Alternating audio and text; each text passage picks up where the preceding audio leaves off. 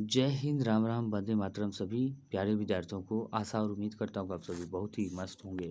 और इससे पहले वाला अगर हम बात करें तो वीडियो साइंस का अगर नहीं देखे हैं तो ज़रूर जाके देखें। और साइंस से पहले हम बात करेंगे, इससे पहले रीजनिंग का अल्फ़ाबेट वाला जो ए से जेड तक जो है, इससे बनने वाले जो भी सवाल होते हैं उसको हम एनालिसिस किए हुए हैं इसके बारे में। और यहाँ से क्वेश्चन ज़रूर बनते हैं, ज़रूर नहीं देखें तो ज़रूर जाके देखें। साइंस वाला भी देखें और सोशल साइंस वाला भी देखें। प्लेलिस्ट बना हुआ है एनएमएस के नाम से, वहाँ जाके खोज के और वीडियो डाउनलोड करके या देख सकते हैं। और इसी तरह हमारा वीडियो अब नेक्स्ट जो है आते रहेंगे, ध्यान रखें। और आप भी जो है ज़्यादा से ज़्यादा कमेंट शेयर लाइक ज़रूर करें। अब बात करते हैं नेक्स्ट की, आज की पहले सवाल की। यहाँ पे कहा गया है 1717 में किस मुगल सम्राट की मृत्यु हुई थी। 1717 में हम बात करते किस मुगल सम्राट की मृत्यु हुई थी, तो औरंगजेब की बात करते हैं मृत्यु हुआ था। शाहजहाँ को स्थापत्य कला का शाहजहाँ के समय को जो कहता है स्थापत्य कला का स्वर्णयुग कहा गया है। और शाहजहाँ ने ही ताजमहल बनाया था अपने मुमताज़ की याद में, आगरा में बनाया था, ये ध्यान रखना है। वही बात करते हैं अंग्रेज़ों ने भारत में अपनी पहली फैक्ट्री कहाँ बनाई थी। अंग्रेज़ों ने भारत में पहली फैक्ट्री जो है कहाँ में, सूरत में बनाई थी, ये याद रखना है। और वहीं बात करते हैं भारत आने वाला सब पहला पुर्तगाली कौन था। वास्को डी गामा था भारत आने वाला पहला पुर्तगाली, जो कि मसाला यानी कि काली मिर्च मसाला की खोज में भारत आया था। और सबसे पहले कालीकट पहुंचा था, कब, कालीकट, केरल के कालीकट पहुंचा था 1498 ईस्वी में पहुंचा था, ये याद रखना है। वही बात करते हैं ब्रह्म समाज के संस्थापक थे। ब्रह्म समाज के संस्थापक की बात करते कौन थे।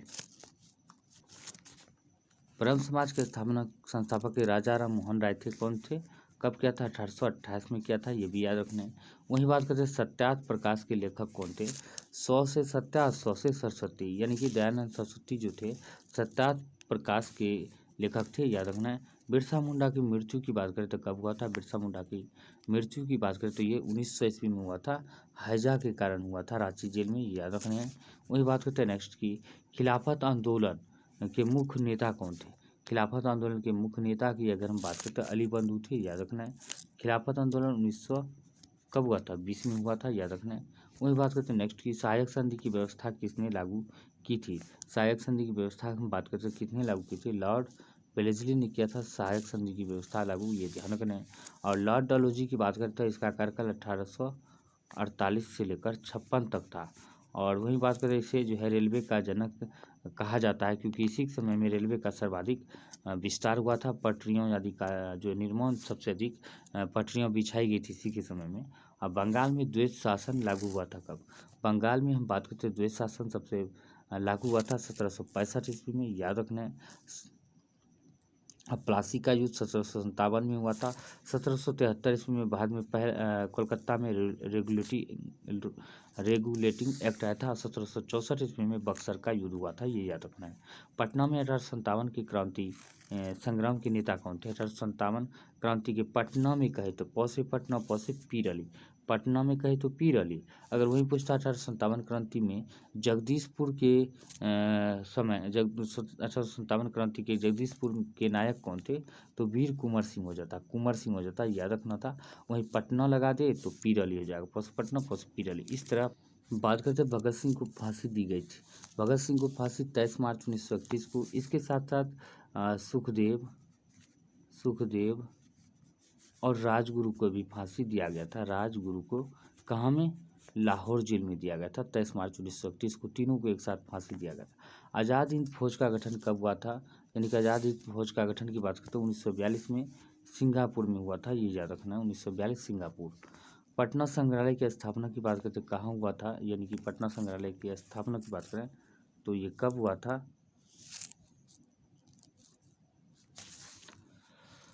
तो 1917 में पटना संग्रहालय का स्थापना होता है। 1915 में 9 जनवरी 1915 में जो गांधी जी जो है दक्षिण अफ्रीका से भारत वापस लौटा था, ये ध्यान रखना है।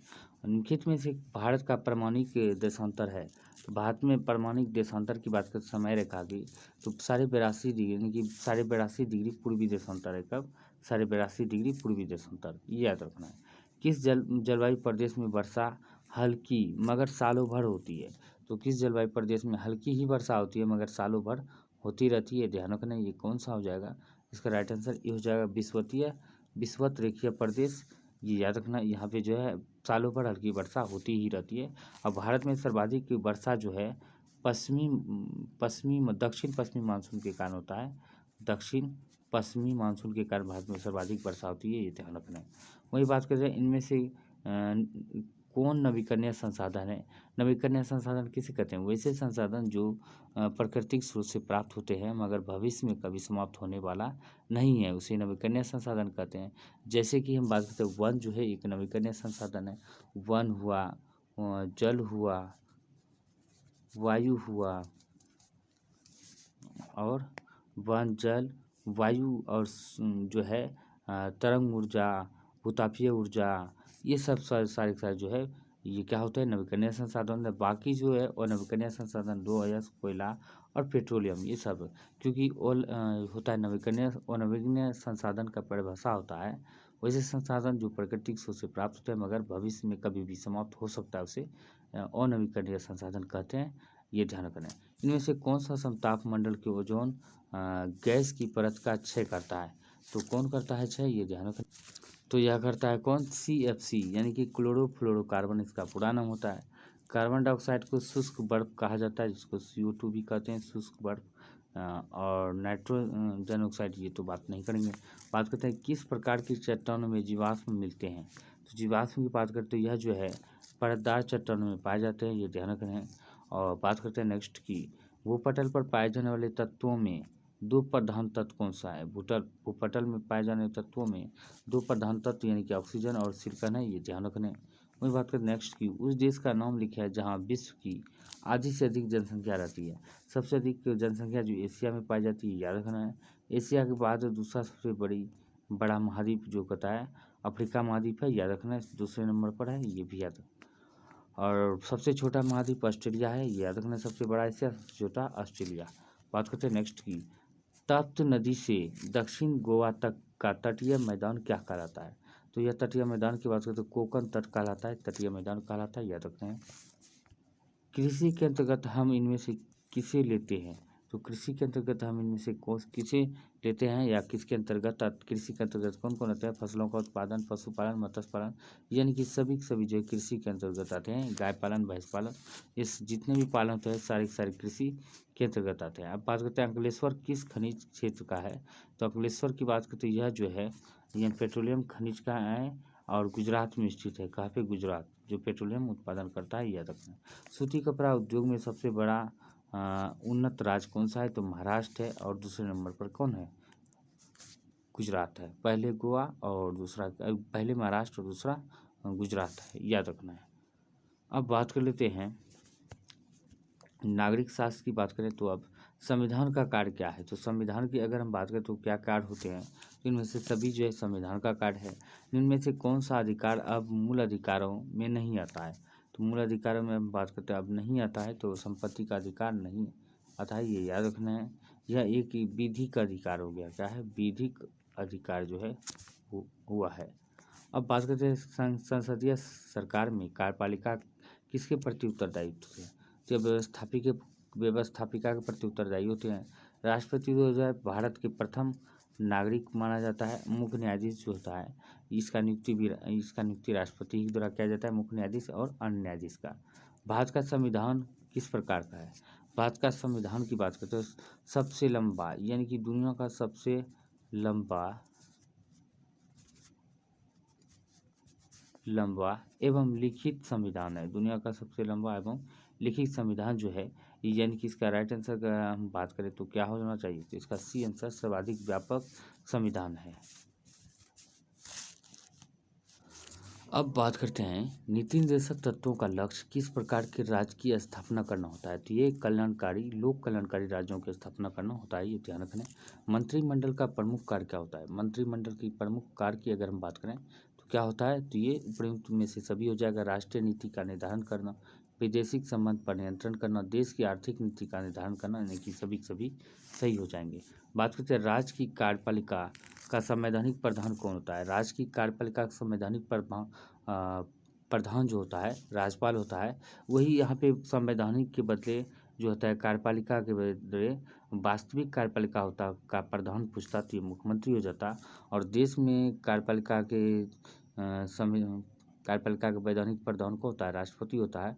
और वास्तविक कार्यपालिका शक्ति जो है किसमें, प्रधानमंत्री में निहित रहता है। ठीक है, राष्ट्रपति होता है कार्यपालिका शक्ति और प्रधानमंत्री वास्तविक कार्यपालिका शक्ति होता है। जैसे स्टेट में भी मुख्यमंत्री होता है वास्तविक कार्यपालिका शक्ति।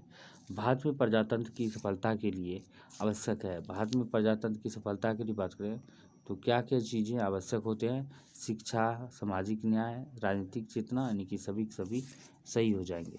अब बात करते हैं विधि के समक्ष शासन व्यवस्था क्या है। विधि के समक्ष जो है शासन व्यवस्था की बात करें तो ये क्या हो जाएगा बी, यानी कि कानून के सामने सभी नागरिकों की समानता, ये याद रखना है। अब बात करते हैं नेक्स्ट की भारतीय राष्ट्रीय एकीकरण में कौन सा निम्नलिखित में से तत्व है बाधक है। तो कौन सा तत्व बाधक है, तो बात करते हैं क्षेत्रीयवाद जो है बाधक है, एक तरह से चल रहा है क्षेत्रीयवाद।